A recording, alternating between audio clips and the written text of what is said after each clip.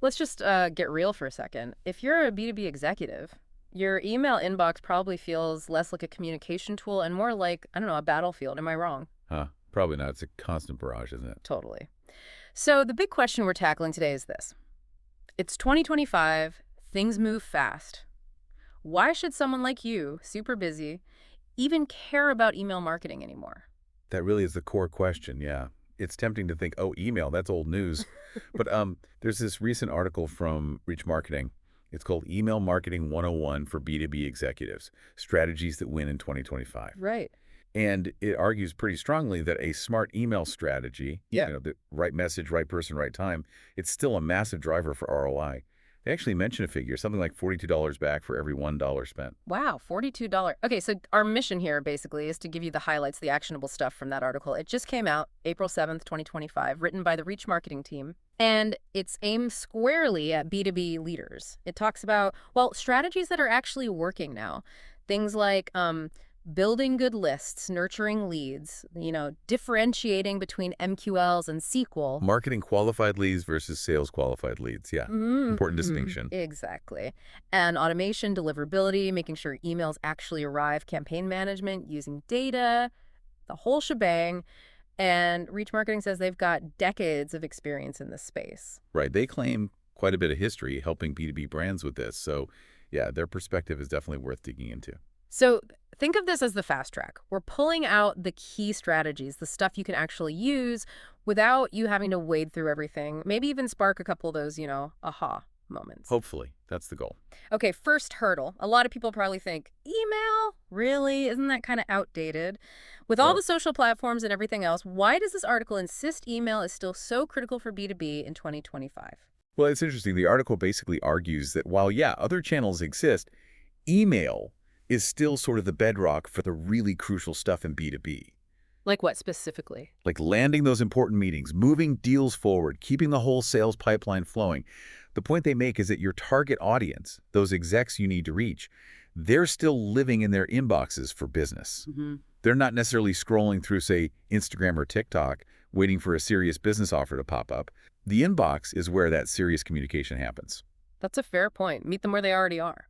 Okay, so the article gets into specific strategies. First up is precision targeting. We call it segmentation, but they say it's like evolved beyond just basic lists. Yeah, exactly. They use this analogy I quite like, comparing it to a Michelin star chef carving a prime roast. It's not just hacking away, it's precise. It's about getting much more granular than just broad categories. So they give examples like segmenting by industry, maybe tech versus manufacturing, or by someone's specific role. A CFO needs different info than a procurement manager. All right. Different priorities?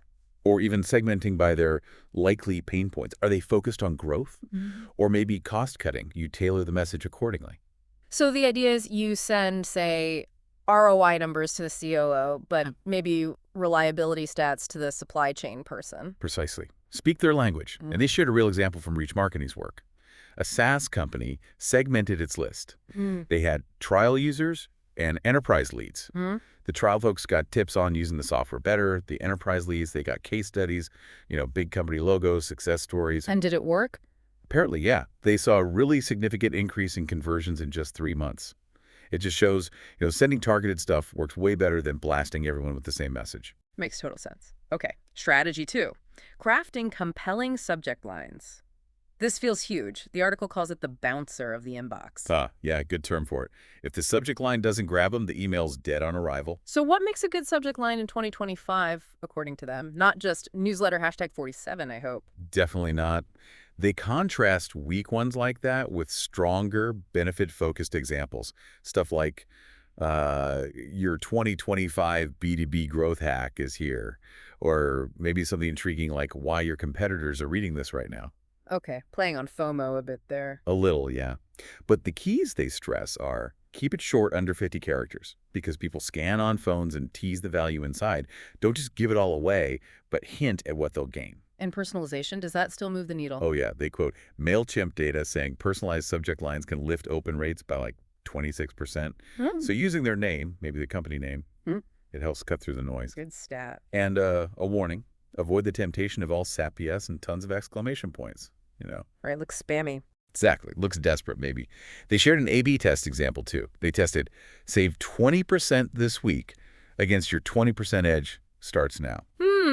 Subtle difference. Yeah, but the second one, your 20% edge, performed 15% better. Yeah. A bit more finesse, less blunt sales pitch. It worked better for that executive audience. Interesting. Okay, strategy number 3, the significance of timing. I feel like a lot of us just send emails whenever. Doesn't really matter when. Well, according to the article, yeah, it really does. Just firing off emails randomly is kind of a fast track to the delete folder or just getting lost in the flood. So is there a magic time? They mentioned data from GetResponse suggesting Tuesday and Thursday mornings, maybe like 9 to 11 a.m., tend to be peak times for B2B execs. Okay, why then? The thinking is they've settled in, had their coffee maybe, but haven't gotten totally swamped with meetings yet. It's a Yeah. potential window. I sense a but coming. Yeah, but the crucial thing they emphasize is that's not a universal law. You absolutely have to test what works for your audience. Yay. They give an anecdote about a client whose manufacturing execs actually responded best on Wednesday afternoons. Totally different. Huh. So the takeaway isn't always send Tuesday at 10.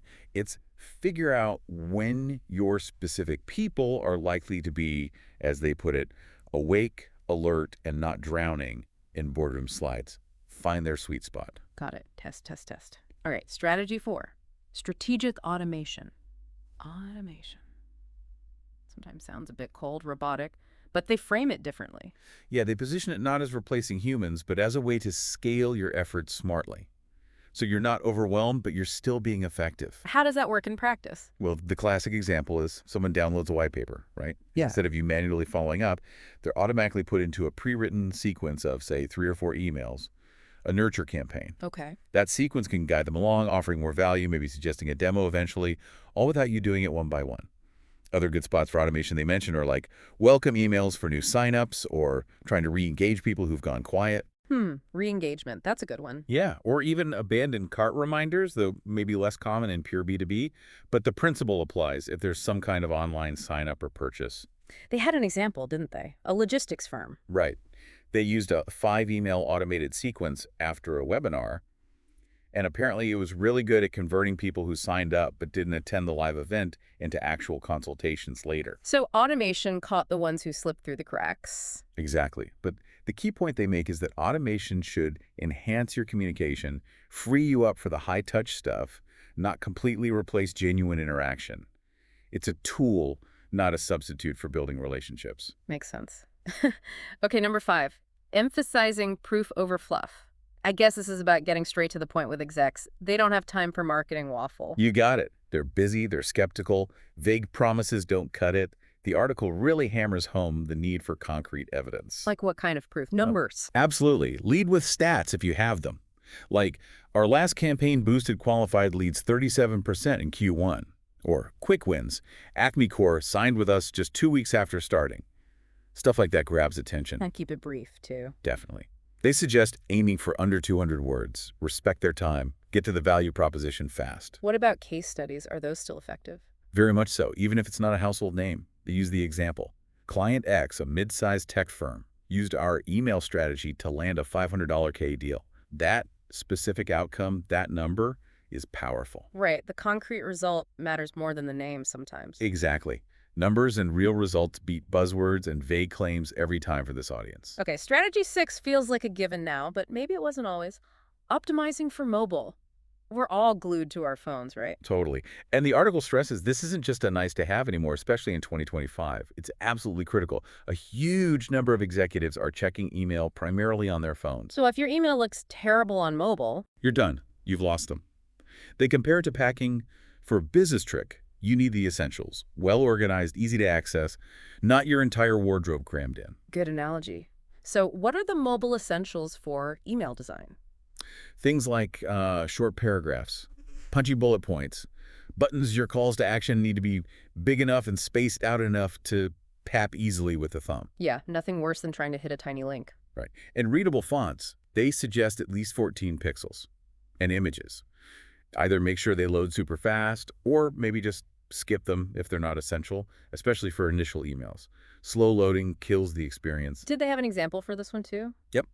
A client who had an old desktop-only template. Reach Marketing helped them rebuild it mobile first, The result, click-through rates apparently doubled, and they started getting way more replies directly from C-level execs. Wow, just from fixing the mobile view. It makes a huge difference in whether people actually engage or just hit delete. Okay, now for the 2025 twist, as the article calls it, AI, artificial intelligence. It's everywhere. How's it changing B2B email marketing specifically? It's becoming a really interesting layer on top of everything else. Think of it as an intelligent assistant for your email efforts.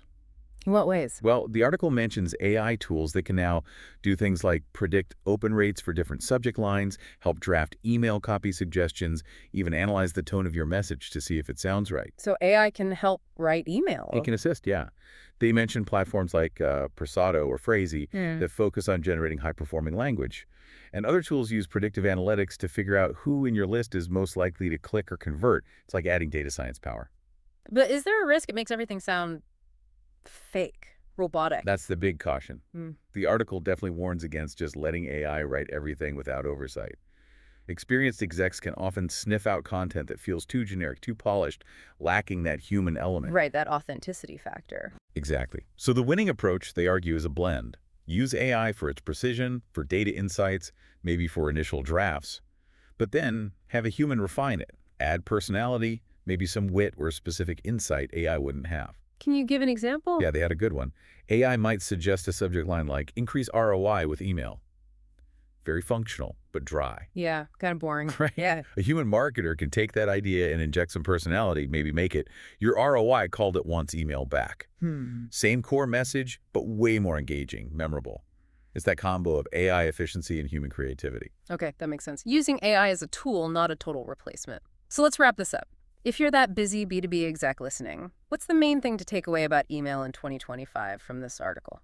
I think the core message is stop thinking about email as just blasting messages out. In 2025, success comes from being really strategic and targeted. So it's about the precision. It's precision targeting, compelling copy, smart timing, using automation wisely, backing things up with proof, making sure it works on mobile, and now layering in AI thoughtfully.